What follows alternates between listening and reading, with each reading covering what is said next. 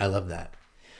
Let's talk about packaging a little bit, design, because it matters. You know, it catches Yeah. my eye at retail. Um, Give us some scope first. So, like, what's the gross revenue ish? Like, what's the big picture? Like, how big a company are you guys now? Yeah. Yeah. Last year we did 150 million in retail sales. Amazing. Yeah. Yeah. So that was up like 50 million from the year before. Hmm. So looking to keep blowing that out of the water this year. But that's, yeah, 10 years after we got product, so Hmm. it was 100 grand the first year. So Yeah. it's just kind of about, stacking up those wins and growing the company organically, which we did. So you're just kind of doubling it each year. But as those numbers grow, then the doubles grow. And when you're doing something right in the right category, you get some nice escape velocity, sort of like us. So now we're like a black sheep of the toilet paper aisle that is there to stay. And those black packs are going to be there and you're going to recognize us in store. And once you have that scale, that becomes even more powerful. Like when you first walked into the store in the early Dude Wipes days, it was kind of like, oh, there's like one black pack there. What is that? That's cool. I'll try it, but it's still like, is this going to make it? Is this a legitimate player? And so part of the things we've done with packaging is now we have a wall of black and we have all different sorts of SKUs in the toilet paper aisle. And now we're sort of expected there. You do 150 million, the consumer is expecting to find you at Walmart and Target and Sam's Club and, Yeah. all of those places. So you kind of become part of, what's expected. And a lot of that has to do with, the way you design it to stand out, especially in those early days. Yeah, I want to stay on design for a second, but I also want to ask, are there any retail locations you don't want to be? So sometimes, when you choose a path, Yeah. knowing what you don't want to do or who you don't want to be is also important in building your brand, right? So are there any retail locations that you would say no to if they wanted to carry it? Like out here in Southern California, have you heard of Erewhon? Yeah. Okay, so Erewhon, do you know the story? I don't know the story behind it. It's fascinating. In a nutshell, Erewhon was started by this cute little couple who lived, I think, in Boston area. They moved out to California in the 60s and basically started Mother's Market or Whole Foods, a version of that, like fresh organic vegetables, all natural, super healthy. And they grew it into, a little business in LA.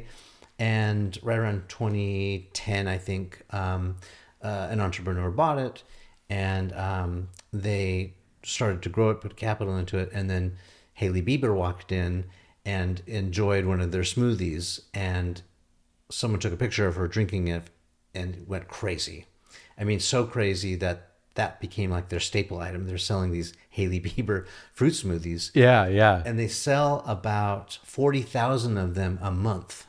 Wow. 40,000 a month to the tune of about, I think it's about $1 million a month in just smoothies. Right. Right. And so anyway, it's grown into this thing and it's sort of become this super high end. By the way, the smoothie, you want to take a guess how much it costs?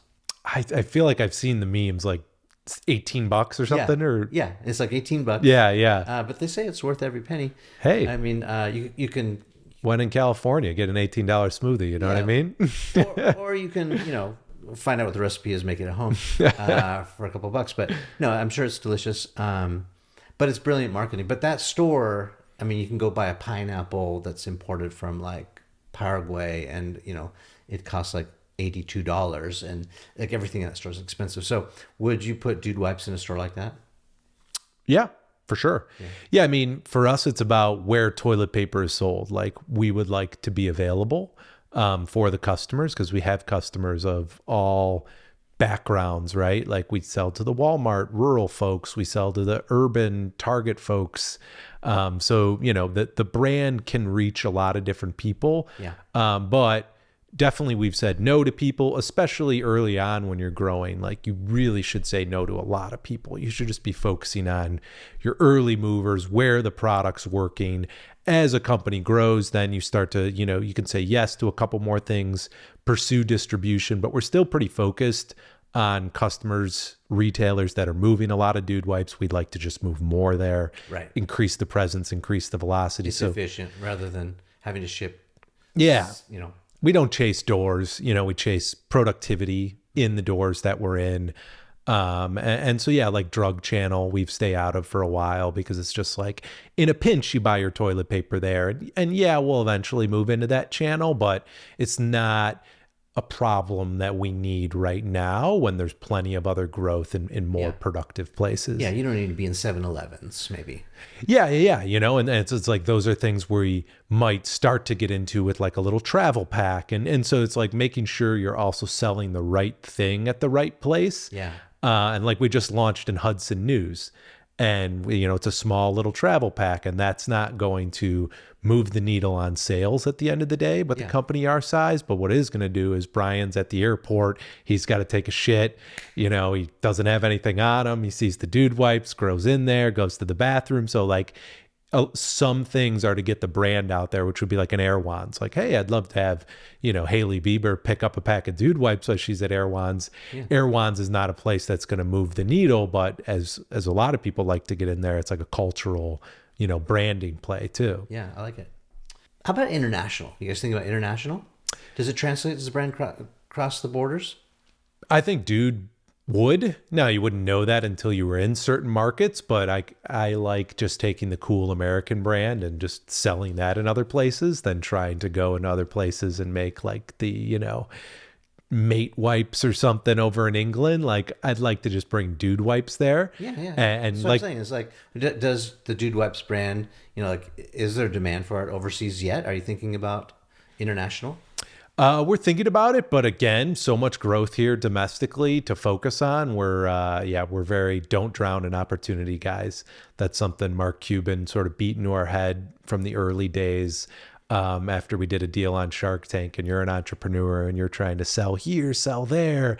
And he's like, hey guys, you just got into 300 targets. Why don't you go kill it in those 300 targets? Like all your time, your capital, your energy is going to be more productive doing that. Mm-hmm. And we look at this market in the US where we believe we can 10x our company of where it is today. And so it's just like, hey, do we need those set of regulations and operations and advertising and all of that right now? Maybe not. But we're always looking for like when the time is right without doing it too soon, which I think a lot of people do international sales too soon. And I can remember being a young entrepreneur doing a couple $1,000,000 and be like, oh, we got a call from some guy in Dubai and he wants to buy dude wipes. And you're like all excited about it. And it's the last thing you should be excited about. Like, you haven't even built a scalable operation in the most consumable place in the world. You cannot care about anything else. So really warn early on, folks, say no to every single international thing, because they're going to come. They're going to come into your inbox that comes across your desk. Make sure that the scale is right, the time is right, and we're not even there yet. I heard you talk, off camera about some of these product iterations or, new extensions that you're thinking of. And again, you got that advice from Mark Cuban, stay the course, hyper focus. Can you tell that story again? Yeah. So we were probably doing 5 million a year, 8 million a year or something of dude wipes. And the business was growing, it was doing its thing. And we kind of thought, well, maybe this can also be like a bigger men's grooming play. So we launched deodorants and soaps and stuff like that. Dude soap, You dude actually put them deodorant. out there in the market? We designed them, R&D'd them, commercialized them. We put them up online. And it wasn't like we spent a ton of money on it. We did spend time on it and just kind of we're taking our focus away from what was working. And then COVID hit. And when COVID hit, dude wipe sales exploded because you couldn't get any toilet paper. Now there's a great toilet paper shortage and everyone wanted dude wipes from us. And all of a sudden, all our time and effort had to go there. And that really created a lot more awareness for the product, and the sales just continued to grow. And we said, why, I'm fighting one war with big toilet paper, multi-billion-dollar companies. A small brand has never done it before in the history of the US. Mm-hmm. And it was, you have a little bit of an ego sometimes as a brand owner. Oh, I should go fight another war with Axe and Old Spice and Procter and Gamble and Unilever. Like, you don't have the resources and the energy to do that properly. And also, more importantly, the consumer most likely doesn't want that from you. You know, they want to buy from category kings who stay in their lanes, and they'd rather buy soap from guys like Dr. Squatch who have innovated soap and they're real good at selling soap. And that's what Dr. Squatch means to people, is like a nice natural soap for guys. You know, does dude need to compete over there? Our answer was no, you know, once we looked at it and made those mistakes. So they were good mistakes though to make early on, really galvanized what we're doing. And obviously that advice doesn't work for everybody. So I say really understand where you are and where you can go. And that's where we still think we have so much room to grow, that then we ground ourselves into, well, then why would we do that? Why would we do that? Yeah. I want to make sure I understand what you're saying. So what was the signal that it was the wrong move? Was it like lack of sales? Was it lackluster?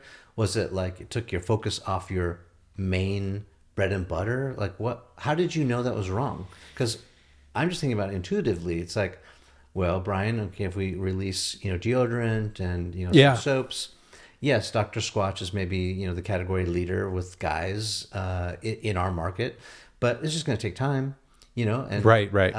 we just need to, even if we're number two, so many puns, then we can still be just fine at number two. You know, look at you know, Ford versus Toyota, or Yeah. you know, Toyota versus Tesla, or you know, whatever that market slot is.